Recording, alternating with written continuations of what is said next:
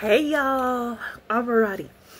I have a really cool story I want to share with y'all that happened yesterday at church. What was I using this for? Oh, I'm trying to do several things at once, and you know how that works out for me. It don't. So yesterday at church, this sweetest little lady came up to me. She was tiny, and she was just precious. She's one of those people that you just want to squeeze because they're just precious. And I'm not being a jerk about any of that, or, you know what, just being a smartass. But I was genuinely, I just wanted to hug her. I really did. But thankfully, our church hugs, so, you know. She donated me a couple of little clear shoe boxes of fabric that she didn't want. She said she has made quilts for all her children, all her grandchildren, and her great-grandchildren. And she's even made a quilt for her casket top. I was like, wow, that is so cool. She goes, I don't know if you need any of this stuff, but I'll give it to you. You do what you want with it. And I was like, yes, I'll take whatever you want to give. Because that's a crisis problem right now we're having. And one of my church friends is like, girl, I know you love to give. I understand that you just want to spread the love. But honey, you're going to have to start charging. I said, I would feel bad if I charged for something I made that somebody gave me the fabric for. She goes, honey, that's why we give you fabric. So you can do what you need to do. And if you want to sell something along the way, you sell it. If you want to give it away, a donation to whatever charity or whatever, fine. But baby, you're gonna have to start doing stuff to sell and make some money. And a lot of people know that I struggle with, because I'm a people person and I hate to tell people no. But at the end of the day, I'm gonna have to start saying I need to sell some stuff, just some stuff, not every single piece. So that I can keep continuing to do what I love. And I just hope people, you know, I think it helped when she said that don't feel bad. That's why people donate, is they don't need it, but they know you do. And that means a lot. So the sweetheart of a lady gave me this tote. Well, it's not really, it's a tiny tote. Let me show you, and then we'll get into the story. She gave me this. Now, for you youngins, I can say that because I'm 41, so I'm not young. But these are called yo-yos. I've done a crochet yo-yo Afghan. Won't do again. She's like, let me tell you the story about this. She goes, if you can use them, great. If you can't, chunk them. And I was like, no, I don't chunk stuff. She goes, you might want to after I tell you the story. So she said she and her husband, many years ago, were going to this antique thrift store thing. And it was raining. It was really raining. She said at the front of the store was this blanket, yo-yo blanket in a bucket getting rained on. And it was just gross. She goes, I felt the need to rescue it, and they were asking $1.50 for it. $1.50 for a vintage yo-yo blanket that's in the rain? She said, I took it in, and they just let me have it. She's like, have it. And so she said, I took it home, and I washed it to the best of my abilities, and started taking it apart. And she goes, I don't think I want to do anything with it anymore. I said, that's fine. I was like, I don't know how I'm going to incorporate this in anything. I don't know. So I got it home. It does have a smell to it, but it's not a gross smell. I've been sitting in a basement for the last 20,000 years, and it has a little bit of moisture. There's no black mold, no nothing. This thing is amazing. So I've been taking it apart piece by piece, and I'm making a secret project with it. I'm not going to tell you, because if it turns out like dog crap, I don't want to show you. But that's the problem I have, is I see a really cool idea in my head, but it never comes out. So I'm taking most of this I can take apart and going to do a secret project with it this week. I got all my commissions done, so yeah. Oh, speaking of commissions, I have to cut the tag off of it because Hot Stuff's like, baby, I don't want that card on it. He goes, I really would like another card on it. He goes, will that upset you? And I said, why? Why would it upset me? You know, it's not a big deal. Because I usually put handwritten notes or a thank you note or whatever. Well, this is a gift, a baby shower gift for his coworker. He's like, I really would like to put another card on it. He goes, I don't care if you write a note in that one or whatever, but I just want it to be a little more personal to what's going on. I said, that's fine, not a problem. So while sitting in church yesterday, the message was so good. We're going to go over that at the end of the video because I don't want to push religion on anybody. So let me show you this and then we will get into that other. So here's the little blanket. Now, I didn't make it too big. And I know most of my blankets are kind of big so it grows with them. But I didn't want to make it too big because I chose a color that she has in her nursery that and the yarn I was using has been discontinued. So I think this is plenty big. I think it's plenty big. I can't remember what I told you it was. Something Hugs of Plenty or something from Red Heart, and the name of the yarn is called Shrimp. And I was like, well, that'll work. That'll work. So, yeah. And while I was in church, well, I guess we'll go to the church story next, and then we'll call it good. So, if you only came for whatever, you can go ahead and head out. If you don't believe in God, don't want to hear the church stuff, I respect that. That's why I put this at the end of my videos.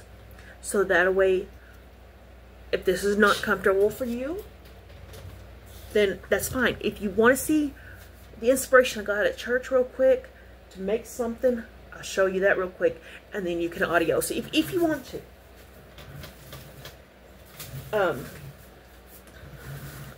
What am I stuck on? So, I was at church, and my friend was making a beanie on the loom. And I said, you know what? She's showing it to me. It was gorgeous. Gorgeous. I said, I love loom beanies. And I love the manual loom because it just turns out perfect every time.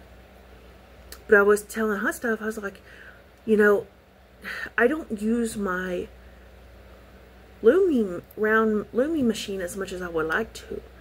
And I said, I still have plenty of time to knock out a few hundred hats. I don't think I'll get 100, but anyway. So I came home and I was like, all right. So I found a pattern because I've never gone by a pattern because it just never works out. Y'all, this worked out. There was no holes. There's no gaps. The only thing that did not work out, and he tried it on too, it's not long enough. But it's perfect though. Honestly, I don't say my work is perfect because nobody's perfect. But I had absolutely no problems with it. I did use a little bit of that, what's left of that yarn. It looks long enough, but it's not. It's white on the inside. And you're supposed to do this. You're supposed to fold up the brim. But when you do that, it doesn't even come down to here. So I'm going to have to increase. But I was so amazed. Because it seems like every time I try to do a beanie, there's holes in it, there's missed stitches. It's just, it was so sad because I wanted it to work so bad. And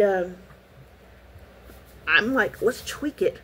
So this week, that's what I'm going to do. I'm going to use my Centro and make some beanies at night or sometime, I don't know. Work on my secret project. So, yeah. All right, let me talk to you about the church stuff. And then we'll call it good. So, like I said, if you are not wanting to stick around for that, I understand. Not everybody has to believe what I believe, and I respect that. I used to be in the dark. I used to deny God. Not anymore. Not anymore. So, I had a pretty bad meltdown last week. Pretty bad one. As most of y'all know, I'm on a fixed income. I struggle. We all struggle, right? So, I feel like a good chunk of things is on Hot Stuff's shoulders. And, you know, I pay my part of the bills. I help out wherever I can. But when you make what I make, you know, it's tough. It's really tough. And I went to pay some bills, got some groceries, stuff like that. And I just had a meltdown when I got home. And he's like, baby, what's wrong? What is going on? And I said, I just feel like I'm a failure right now. I just feel like I'm a burden, and this ministry that I wanted to do is not going to work out. I just don't have the money for supplies. I'm just going to have to let it go. And he's like, honey, don't think that. He said, you're letting the devil win on that deal. He said, you're an amazing human, and you helped me out more than you'll ever know. He said, I appreciate everything you do for us. And I said, well, I appreciate you even more, you know. And he's like, baby, don't let the devil win that one. He goes, your ministry will take off. It's just going to take a hot minute, but it will work. So I had a little meltdown. And that's kind of the first one I've ever had where I didn't doubt God, but I didn't fully rely on Him. And so the next couple of days, Miss Beth messaged me with the package. She said she was sending it. Miss Janice messaged me, sending me a package. And I think it's so cool. You know, God knew. And He's like, listen, if you don't believe me, here's what we're doing next.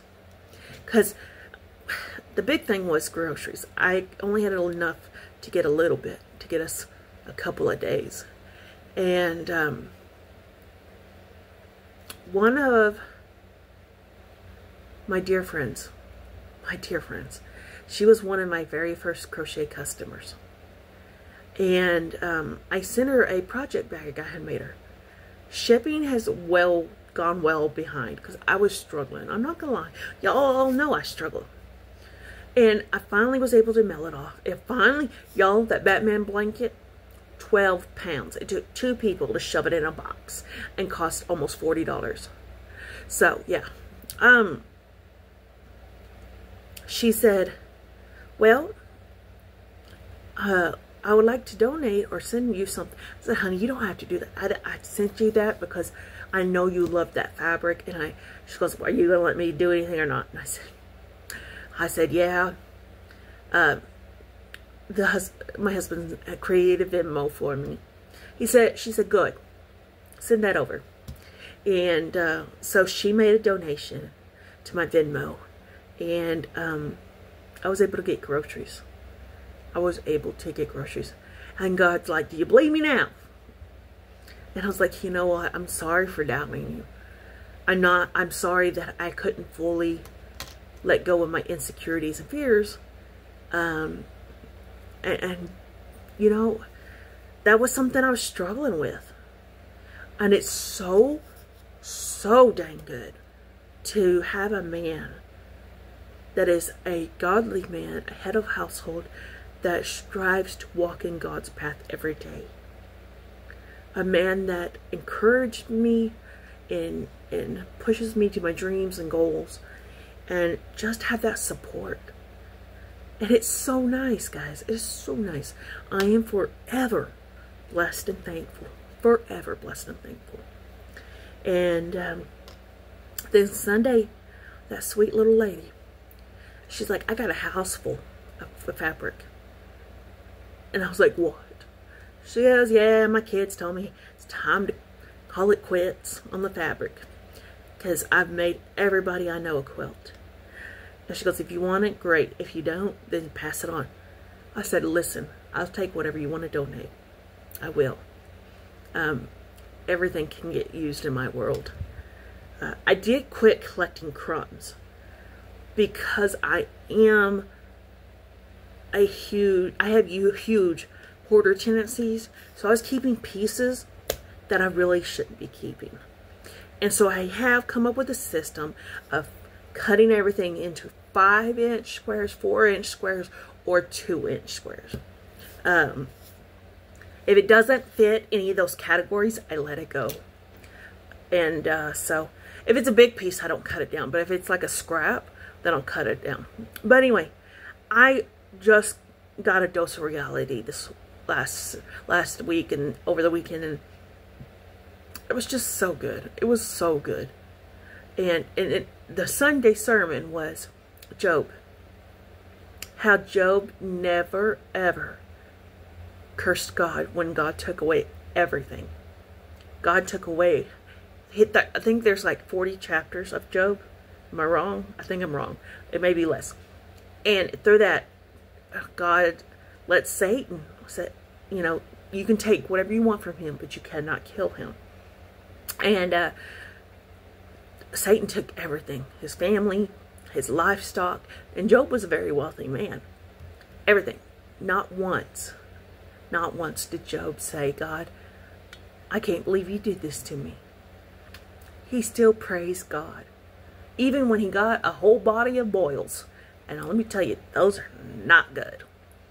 And, you know, at the end, he never gave up on God. And God rewarded him double time. So he was even a more richer man. And I'm like, you know what? That is what I needed to know. What I needed to hear is I have no problem praising God.